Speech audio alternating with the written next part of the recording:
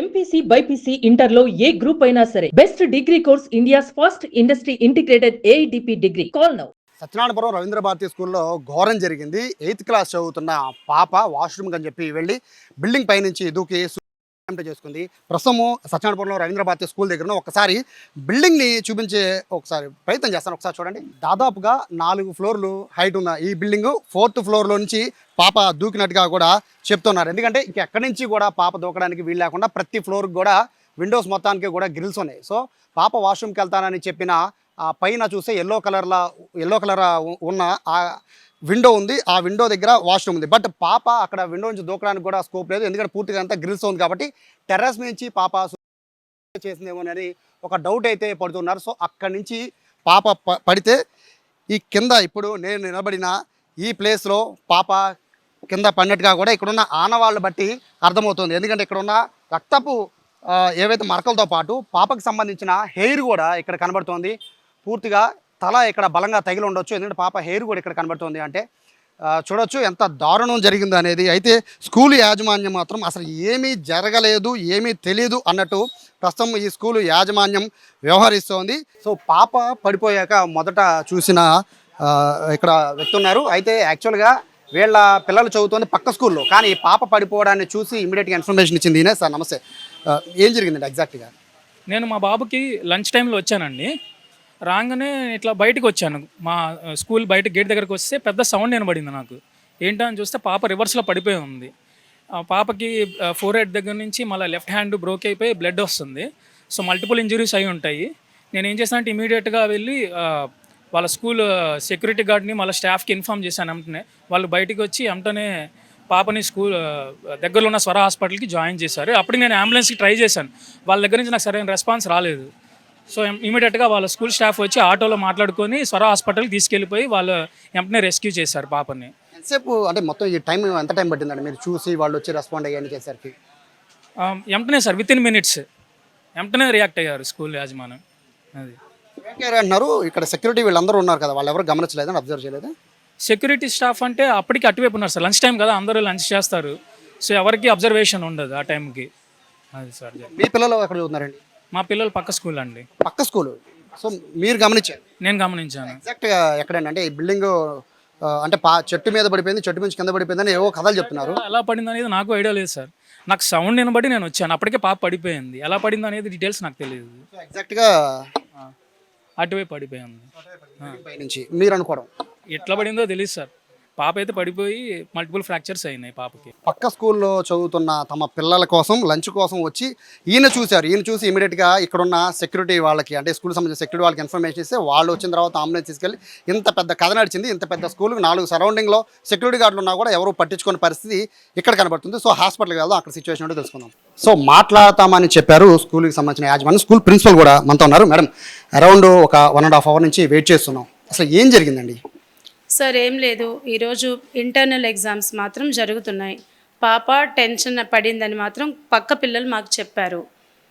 ఇది actually lunch period, మాకు morning exam అయిపోయింది, లంచ్ పీరియడ్. నేను కూడా అప్పటి వరకు అక్కడే ఉన్నా. ఇన్ బెల్ అయ్యింది, పిల్లలందరూ క్లాసులో వెళ్తున్నారు. Just went back to have my lunch. 5 minutesలో నాకు రోడ్డు మీద పాసెస్ బై వచ్చి, మేడం పిల్ల ఎవరో పడిపోయింది అంటే, నేను ఇంకా లంచ్ కూడా చేయలే. వెంటనే రష్ అయ్యాము.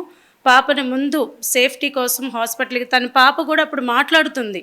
మా షాకింగ్ ఏంటంటే, నాకేం అవ్వలేదా, నన్ను హాస్పిటల్కి తీసుకెళ్ళండి, నన్ను సేవ్ చేయండి అని తన పాప మేము తీసుకెళ్తుంటే ఆ పాటలు కూడా తను అటర్ చేసింది. సో వెరీ నెక్స్ట్ వాజ్ మాకు స్వర హాస్పిటల్ ఉంది. ఆ హాస్పిటల్లో జాయిన్ చేసి immediately I came back to verify అసలు ఏమైంది క్లాస్లో, ఎందుకు ఇలా జరిగిందని. ఆ పిల్లలతో మాట్లాడినప్పుడు నా పక్కన తన క్లోజ్ ఫ్రెండ్స్, క్లాస్ ఫ్రెండ్స్ చెప్పింది ఏంటంటే, ఇంకో మాట తను 2 months మాకు న్యూగా, అంటే తను మా మధురానగర్ క్యాంపస్ ఇంకో క్యాంపస్లో చదువుతుంది పాప. 7th 8th ఇక్కడ వచ్చింది. ఇట్స్ జస్ట్ 1.5 month అంతే మాకు తనతో పరిచయం. ఏ కాంప్లికేషన్స్ లేవు. ఈవెన్ పేరెంట్స్ కూడా స్కూల్ గురించి మా పాప ఏనాడు కంప్లైంట్ చెప్పలేదన్నారు. Everything safe. నేను పిల్లలతో మాట్లాడినప్పుడు వాళ్ళు చెప్పింది ఏంటంటే, మార్నింగ్ వచ్చిన దగ్గర నుంచి తను కొంచెం టెన్స్ ఫీల్ అయింది మేడం, నేనేం చేయాలి, నాకేం అర్థం కావట్లేదు, ఏం రాయాలి, నాకేం రాదు అన్నట్టుగా తను ఫీల్ అయిందని వాళ్ళు చెప్పారు.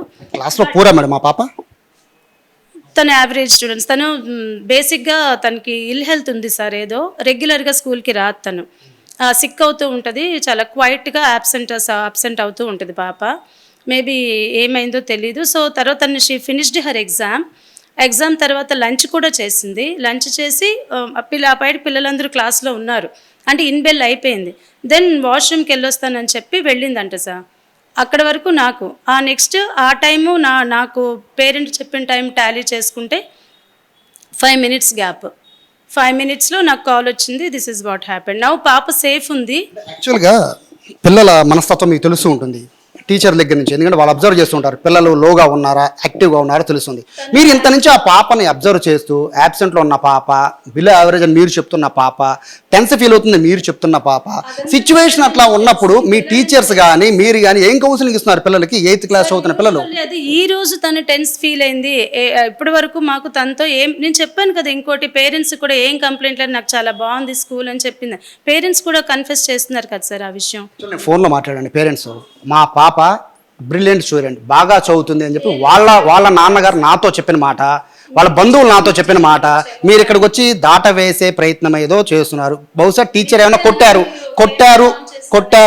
కాదు మేడం, కొట్టారు అనే ఒకటి ఆరోపణ వస్తుంది. కొట్టలేదు, మీరు పిల్లలు ఉన్నప్పుడు వచ్చి అడిగి ఉండాల్సింది కదా.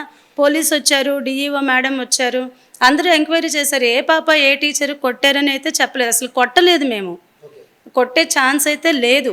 మేడం ఒక చిన్న మాట మేడం, అటెంప్ట్ చేసుకునే పరిస్థితి వరకు వచ్చారు అంటే ఖచ్చితంగా స్కూల్లో మేడం ఒకటి పాప సెట్ అవుతుంది. Now she is in conscious. మీరు పాప నేను అంటుంది పాప సెట్ అవుతుందా లేదు కాదు మేడం, 4th floor లోంచి పాప దూకేసినప్పుడు మీరు కనీసం 4th floor కి పైన టెర్రస్ ఉంటుంది, ఇంతమంది పిల్లలు 100 మంది పిల్లలు ఉన్నప్పుడు టెర్రస్ కింద మీరు లాక్ అయ్యలేదు. 45 years నుంచి టెర్రస్ మేము ఎప్పుడు లాక్లోనే ఉంచుతాం సార్. ఎస్టర్డే ట్యాంక్ క్లీనింగ్ కోసం తీశారు, ఎస్టర్డేనో దిస్ మార్నింగ్ ట్యాంక్ క్లీనింగ్ కోసం, వాటర్ క్లీనింగ్ కోసం తీశారు. అది మా మిస్టేక్, అది నేను చెప్పాను. పిల్లలందరూ తెలుసా అండి పైన టెర్రస్ క్లోజ్ అయిపోయి ఉంటుందని? అందరికీ తెలుసు సార్. ఈ పాప నిన్నే వెళ్ళి మీరు ట్యాంక్ క్లీన్ చేయడం పాప చూసి టెర్రస్ మీదకి వెళ్ళి మీరు అనుకున్నారా? నిన్నేమి కాదు, ఈ రోజు తనకి ఏదో టెన్స్ అయింది అన్నారు కదా, ట్రైల్ వేసి ఉంటుంది నేను అనుకున్నాను. ఇంకా స్టెప్స్ వైపు ఎక్కి పైకి వెళ్ళింది. మేడం ఒక పాప ఎవరైనా చేయాలనుకుంటే తన బాడీ లాంగ్వేజ్ క్లియర్గా అర్థమైపోతుంది. అది ఫస్ట్ బాధ్యత ఒకసారి చూస్తాను. ఫస్ట్ బాధ్యత టీచర్కి ఉంటుంది కదా. సో టీచర్ ఏమో గమనించలేదా సార్? టీచర్ క్లాస్లో ఉన్నారు, తను వాష్రూమ్ కని వెళ్ళింది. వాష్రూమ్కి యూజువల్లీ పిల్లలు వెళ్తూ వస్తూ ఉంటారు, ప్రతిసారి పిల్లలు వాష్రూమ్కి అడిగినప్పుడు వెళ్తారు వచ్చేస్తారు. ఇది it's an unexpected thing. So teacher next class జరుగుతూ ఉంది, she was in the class, teacher కూడా ఉన్నారు క్లాస్లో.